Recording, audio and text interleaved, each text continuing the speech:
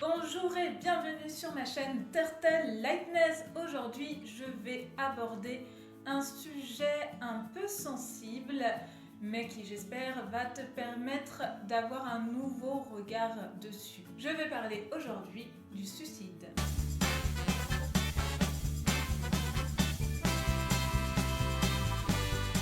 Est-ce que c'est un sujet un petit peu casse-gueule? Oui. Est-ce que je vais quand même foncer droit dedans? Oui. Allez, c'est parti. Alors bien entendu, cette vidéo est un peu sensible parce que c'est une thématique assez particulière. Je vais aborder le thème des personnes qui se suicident, des personnes qui ont dans leur entourage des personnes qui se sont suicidées ou qui pensent qu'ils vont le faire, etc. J'aborde le thème de façon assez globale. Je sais qu'il y a des cas particuliers et je le répète souvent dans mes vidéos, c'est souvent du cas par cas. Mais j'avais envie de la faire parce que je pense que certaines choses que je vais dire pourront peut-être t'aiguiller, t'éclairer, te permettre de mieux comprendre ce qui peut-être se passe en toi, s'est passé chez quelqu'un d'autre et te donner des pistes de réflexion qui pourraient te permettre de vivre ce qui est en train de se passer, que tu sois toi-même empreint d'idées suicidaires ou que tu connais quelqu'un qui s'est suicidé ou qui pense le faire, etc. Et en fait, t'inviter à trouver un moyen de grandir malgré ces choses-là, ces choses assez sombres qui font partie de ta vie. C'est parti, début de la vidéo, je vais te parler déjà de ma propre expérience. Tout simplement, bien entendu, lors de ma nuit noire de l'âme, j'ai eu énormément de pensées suicidaires qui étaient très fortes, vraiment toutes les secondes. J'avais ces idées-là parce que je souffrais énormément, parce que j'étais noyée dans mes angoisses, noyée dans mes peurs, et en fait, je n'arrivais pas à voir le bout du tunnel, et donc ces pensées étaient assez présente, mais comme je l'ai déjà dit dans d'autres vidéos, en fait tout mon bad trip, toute cette nuit noire de l'âme n'a fait ressortir que des choses qui étaient déjà en moi. Pourquoi je dis ça? Parce que je me rappelle très bien à mon adolescence que j'avais déjà des pensées comme ça, sauf qu'elles étaient vraiment minimes et même moi j'y croyais pas pour un sou, mais elles étaient quand même là. Et je me rends compte que derrière, pour ma part, c'était beaucoup un besoin d'attention. Je me rappelle des fois penser, si je mourais demain, et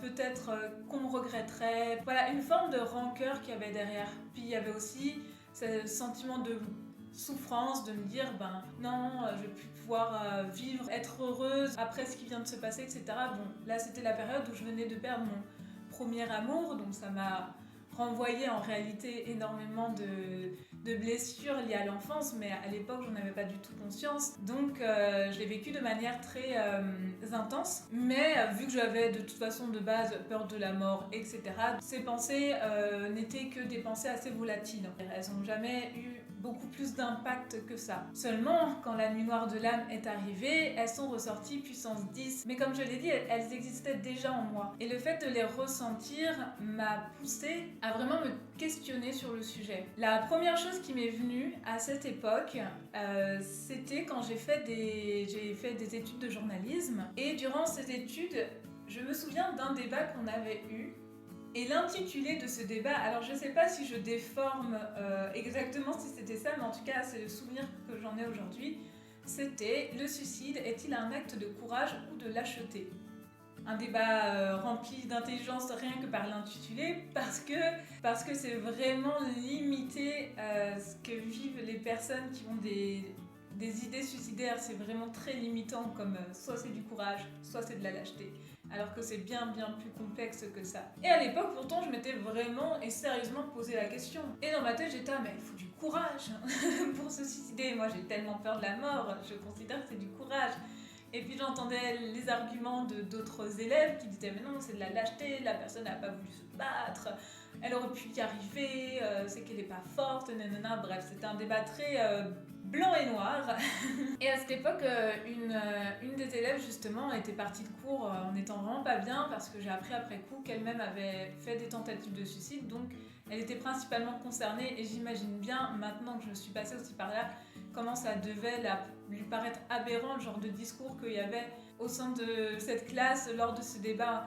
Parce que la chose à vraiment retenir, c'est que c'est en aucun cas une question de courage ou de lâcheté. À la base, si une personne pense au suicide et se suicide, c'est juste qu'elle a une profonde souffrance à l'intérieur. C'est son âme qui souffre profondément et il n'y a que ça à retenir. Après, il y a différents types de souffrance, on va pouvoir en parler et chacun peut trouver son moyen pour s'en libérer. Après, la raison de la souffrance diffère selon les personnes et donc le moyen de les accompagner ou peut-être de les aider à s'en libérer va différer. C'est pour ça que je dis que c'est vraiment du cas par cas. Tout d'abord, j'aimerais te parler de ce dont on a parlé lors de ma formation de praticienne en santé naturelle. Nous avions cours un peu sur la psychologie, etc., qui était donné par notre prof de médecine chinoise. Et il nous parlait du coup de ces différents catégories. La première, c'est les personnes qui vont se suicider de manière totalement spontanée. On a l'impression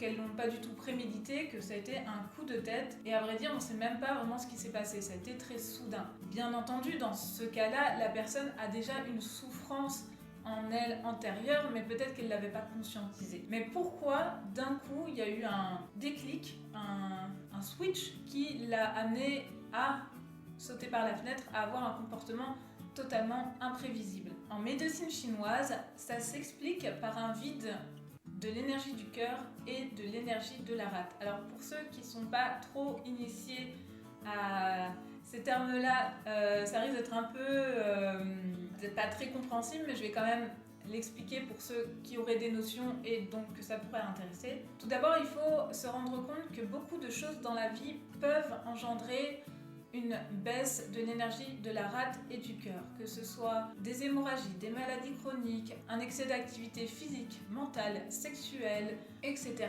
etc.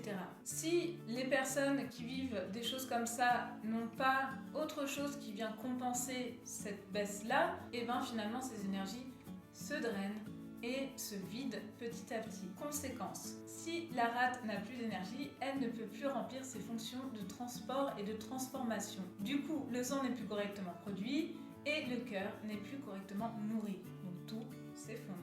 L'énergie du cœur permet d'abriter correctement le chêne, c'est l'esprit. Donc s'il est vide, le chêne va commencer à s'agiter dans tous les sens. Donc ça va créer des confusions, ça va créer des sortes de délires, etc.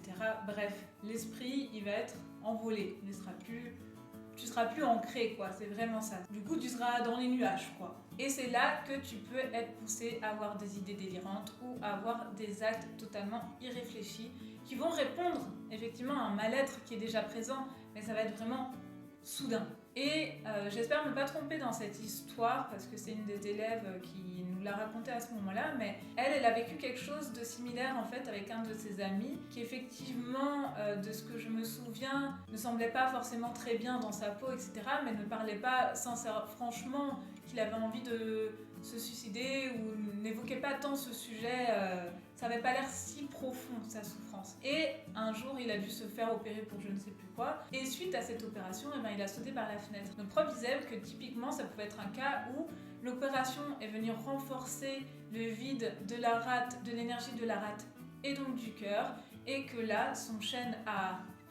Et il a commis un acte où, en fait, presque irréfléchi. C'est pourquoi je considère que c'est hyper important de toujours aller voir des personnes, essayer de rééquilibrer ses énergies au quotidien, de faire attention, etc. Mais bon, ça, c'est un sujet plus vaste. Si tu veux en savoir plus, tu peux aller contacter un praticien en médecine chinoise qui saura te faire un bilan, te permettre d'équilibrer, etc. Mais c'est quelque chose, je trouve, qui est important à savoir. La deuxième catégorie de personnes, c'est celle qui va avoir pris une décision ferme.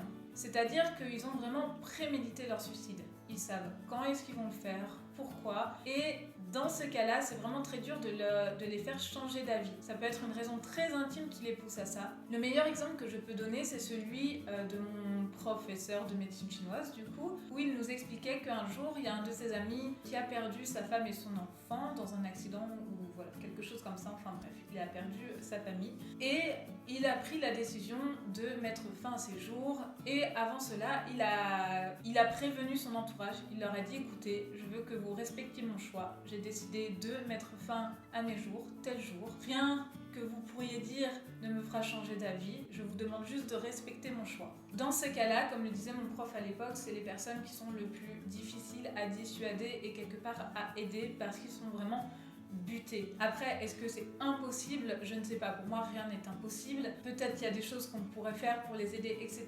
Et en même temps, on peut tout essayer, mais si la personne reste décidée, sûre de sa décision, et ben c'est quelque chose qui nous appartient pas. Nous n'avons pas le droit de contrôler son désir de vivre ou non. Et l'important, c'est de se dire qu'on a fait son possible, qu'on l'a soutenu, qu'on lui a proposé de l'aide. Mais après, la décision qu'il prend, au final, ne nous appartient pas. Ça, c'était pour la deuxième catégorie de personnes. La troisième, c'est les personnes qui étaient un peu dans mon cas, qui vont souvent, avant de faire une tentative ou de se suicider, vont en parler de façon des fois un peu cachée. Ils vont pas dire clairement j'ai des envies suicidaires, mais ils vont peut-être dire j'en ai marre de la vie, des fois j'ai envie que tout s'arrête, des phrases comme ça qui pourraient nous mettre la puce à l'oreille. Des fois ils vont s'exprimer beaucoup plus clairement aussi, hein.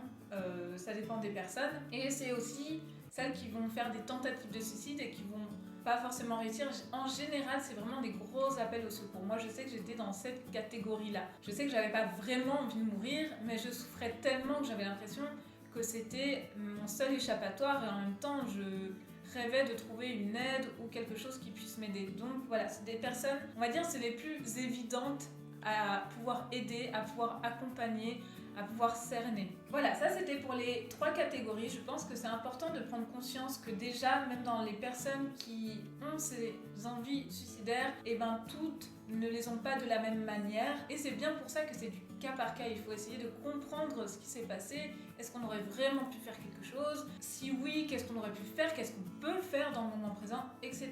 etc. Maintenant, je vais aborder 3 thèmes différents qui sont la culpabilité que l'on peut ressentir lorsqu'une personne que l'on connaît s'est suicidée. Comment réagir si on connaît une personne qui émet ou on se doute qu'il a des pensées suicidaires qui pourraient réellement mettre à exécution. Et troisièmement, si tu as des pensées suicidaires, comment réussir à travailler avec, à t'en libérer. Premier point, tu connais quelqu'un qui a commis un suicide et cela t'affecte beaucoup. Il faut déjà comprendre que la culpabilité est un sentiment normal, même dans le cas où tu n'y es pour rien. Forcément, tu vas te poser des questions. Est-ce que j'aurais pu le remarquer? Est-ce que j'aurais pu faire plus? Patati patata. Ça, c'est une culpabilité normale. Et si tu ressens ça, la première chose que je t'invite à faire est déjà de te recentrer sur toi et de te demander avec toute la sincérité du monde et pourquoi pas avec l'aide de quelqu'un, d'un thérapeute, de psychologue, voilà, quelqu'un de compétent en la matière, qu'est-ce que me dit cette culpabilité? Est-ce qu'elle fait écho à une réelle culpabilité parce que je pense que j'ai pas été assez présent? Est-ce qu'elle réveille en moi une ancienne blessure qui a besoin d'être libérée? Pourquoi est-ce que je me sens coupable? En réalité, il faut vraiment se poser les bonnes questions. Tu peux aussi te demander mais pourquoi cette personne s'est suicidée? Vraiment comprendre elle ce qui l'a poussée et du coup te demander à quel niveau est-ce que tu as une part de responsabilité ou non? Et ça, la réponse, elle est propre à chaque personne. Je ne peux pas te dire oui, tu es responsable, non, tu l'es pas, c'est impossible. Ça, cette réponse, c'est à toi de la trouver en allant au fond de toi, en parlant, en essayant de comprendre en fait. Et parfois, tu te rendras compte que bah non, tu as fait de ton mieux de toute façon et que tu n'es pas responsable. Par contre, effectivement, ça fait ressortir des choses très douloureuses en toi et c'est peut-être là de ta responsabilité de t'en libérer pour toi et peut-être dans un futur d'utiliser cet événement qui a été dramatique, traumatisant pour en faire quelque chose de beaucoup plus positif. Mais ça appartient à chacun. Dans le cas où tu te rends compte qu'effectivement tu aurais pu faire quelque chose, ça ne veut pas du tout dire que tu es responsable de cet acte, mais que tu te dis tiens, je sais qu'elle a voulu me parler à ce moment-là, je lui ai pas répondu, etc., etc. Disons que tu peux te demander pourquoi n'ai-je pas réussi à faire différemment? J'ai bien senti qu'elle était en détresse, j'ai bien senti, si je suis honnête envers moi-même, je l'ai vu. Et pourquoi j'ai rien fait? Pourquoi j'en ai pas parlé autour de moi? Pourquoi je lui en ai pas parlé à elle plus directement? Pourquoi je lui ai pas demandé?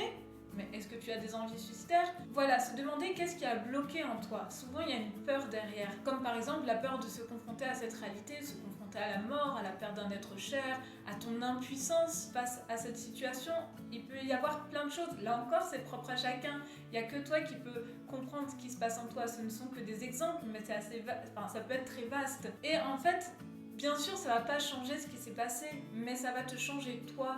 Ça va te permettre de te libérer et À mes yeux, c'est peut-être le plus beau cadeau que tu peux te faire et même que tu peux faire à la personne qui est partie, de dire bah, j'utilise ce drame pour ouvrir mon cœur, pour qu'il y ait plus d'amour en moi, pour ensuite émettre plus d'amour autour de moi et peut-être qu'un jour je recroiserai une personne comme ça que j'arriverai à aider. Mais si tu fais rien, bah ça changera rien, ça t'apportera ni à toi parce que tu vas finir par être rongé par la culpabilité et le schéma pourrait se reproduire ou pas du tout. Mais tu vois ce que je veux dire? Est-ce que ça a du sens? Je serais curieuse que si tu es dans cette situation, d'avoir ton avis sur la question, comment ça te fait sentir, qu'est-ce que t'en penses? Pour moi, quand ce genre d'événement arrive, tu peux vraiment sortir grandi et encore plus fort et apporter encore plus de bien du coup autour de toi suite à ça. Chaque drame peut être un moyen, si tu désires le prendre de cette façon, pour améliorer les choses sur cette planète et améliorer les choses pour toi aussi. Ça arrive souvent que des personnes qui ont vécu des drames extrêmement forts se mettent en sorte une force extrêmement vivante pour éveiller les consciences. J'ai l'histoire qui m'avait marquée, qui me fait penser à ça, c'était une histoire qui s'est passée au Japon où une famille en fait a perdu ses 2 enfants dans un accident de voiture à cause d'un camionneur qui était ivrogne. Bref, le drame est vraiment terrible. Et les parents, ils ont vraiment décidé du coup de sensibiliser au maximum tout le pays face à ce drame pour renforcer les lois par rapport à la consommation d'alcool au volant au Japon parce qu'à l'époque c'était très minime. Au Japon il n'y avait pas beaucoup de réglementation sur ça et du coup il y avait beaucoup d'accidents mais il n'y avait pas de sensibilisation comme par exemple on a aujourd'hui en France. Et après des mois et je crois même des années à se battre etc. ils ont réussi à faire passer une loi qui durcit ces règles-là pour éviter que ce genre de drame n'arrive. C'est malheureux, je l'accorde, enfin moi je trouve que c'est malheureux de devoir effectivement passer par des tels drames pour prendre conscience de ces choses-là. Mais ça fait partie de la réalité aussi de l'être humain, de cette planète Terre, de cette dimension, qu'on a besoin parfois de chocs pour permettre d'évoluer, de grandir, etc. Et en fait, ça m'avait beaucoup questionné cette histoire parce que quand on nous la raconte, je me disais mais tous les éléments qui ont dû coïncider pour que l'accident arrive, enfin il y avait vraiment beaucoup de choses. Ça m'a presque donné l'impression que c'était vraiment pas pour rien que c'était arrivé. Et la force que la famille a eue pour déjà se remettre d'un tel drame, ils ont perdu quand même 2 enfants de bas âge, le père a été gravement brûlé, enfin bon, c'est quand même très très lourd et ils ont réussi à en tirer une force, à reconstruire une vie parce que la mère au moment du drame était en plus enceinte du 3e enfant, donc ils ont eu ce 3e enfant après, et d'en tirer vraiment une leçon et une prise de conscience au sein du pays, c'est vraiment ça. Je me dis, bon là c'est un grand niveau peut-être, mais je me dis que chaque drame peut vraiment apporter quelque chose de beaucoup plus bénéfique et c'est comme ça qu'il faut s'en servir. De toute façon, il est arrivé, on peut rien y faire, le mieux c'est de trouver un moyen pour que ça arrive de moins en moins, voire disparaître totalement. Après, si tu as du mal à sortir de cette culpabilité, que tu n'arrives pas à comprendre le geste de la personne ou que tu regrettes parce que, par exemple, tu sais que c'est toi qui lui as fait profondément du mal, c'est toi qui l'as peut-être harcelé, enfin j'en sais rien, il y a tellement de cas différents, mais tu pourrais vraiment te sentir coupable, responsable à quasiment 100%. Mais on reviendra là-dessus un peu plus loin. Dans ce cas-là, il existe aussi des formes de thérapie qui te permettent, de te connecter à cette partie de toi qui t'a poussé à commettre des actes que tu as regrettés après, et de t'en libérer et d'en guérir, etc. Et il y a aussi des formes de thérapie qui te permettent de te reconnecter à l'âme du défunt, pour peut-être discuter, mettre les choses à plat, vivre ce qu'il y a à vivre dans un autre niveau de conscience. Il y a des régressions, il y a les soins chamaniques, il y a des formes d'hypnothérapie. Voilà, c'est aussi des choses qui existent, qui peuvent te permettre d'avancer et te permettre de comprendre, de donner un sens, de rebondir et d'en tirer quelque chose de positif. Pour moi, c'est vraiment le but, c'est de tirer quelque chose de positif, lumineux, qui vient du cœur. Ça peut être aussi un moyen, même si tu ne te sens pas responsable, d'aller voir cette âme et l'aider à s'apaiser. Si elle est partie en étant encore très mal, qu'elle a du mal à passer de l'autre côté, etc., c'est aussi des formes de thérapie qui peuvent l'aider, l'accompagner. C'est vraiment quelque chose que je t'invite à te renseigner si ça te parle. Là, le fait que moi j'en parle, si ça te parle à toi, je t'invite à te renseigner sur le sujet, ça peut être très intéressant à faire. Maintenant, si tu es face à quelqu'un qui a des envies suicidaires, tu t'en doutes, cette personne en a parlé, etc. etc.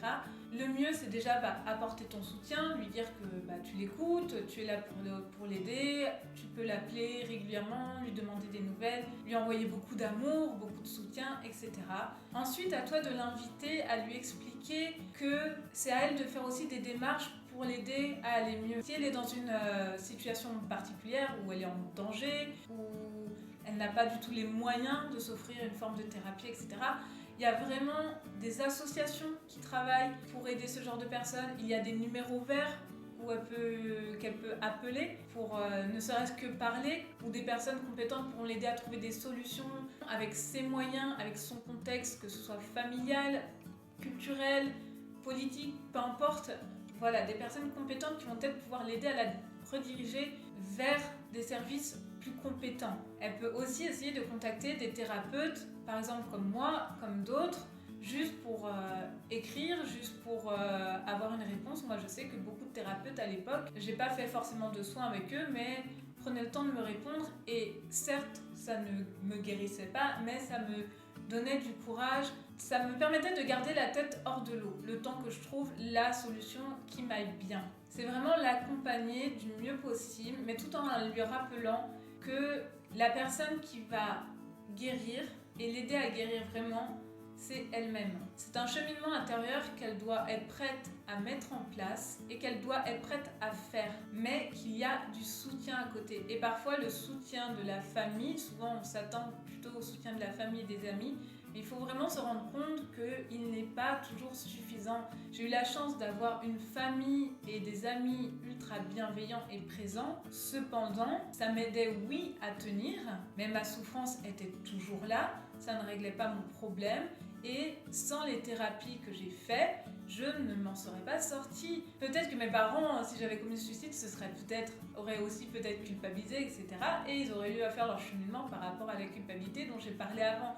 Mais en soi, moi, j'avais conscience que j'étais responsable de ce que je faisais avec cette souffrance et que ça ne tenait qu'à moi de m'en libérer ou non. J'en viens à la dernière partie de tout ce bloc, c'est si toi tu as des envies suicidaires. Dans un premier temps, je sais que selon le contexte familial, politique, culturel, il y a des cas très différents et je ne peux pas parler au nom de tous, c'est vraiment du cas par cas, donc je vais faire quelque chose d'assez général et je vais me baser plus sur mon vécu, en sachant qu'il y a plein de nuances dans ce discours. Donc je vais parler en mon nom qui a la chance d'être dans un pays, dans une sphère familiale et culturelle relativement saine, qui me permet de parler, d'aller contacter des thérapeutes. Voilà, je ne suis pas bloquée, je ne suis pas prisonnière, je suis relativement libre. Il y a quand même beaucoup de personnes qui sont plus dans mon cas. Donc je pense que tu pourrais t'identifier un peu plus à moi, même si chaque cas est différent, chaque cause de souffrance est différente, etc.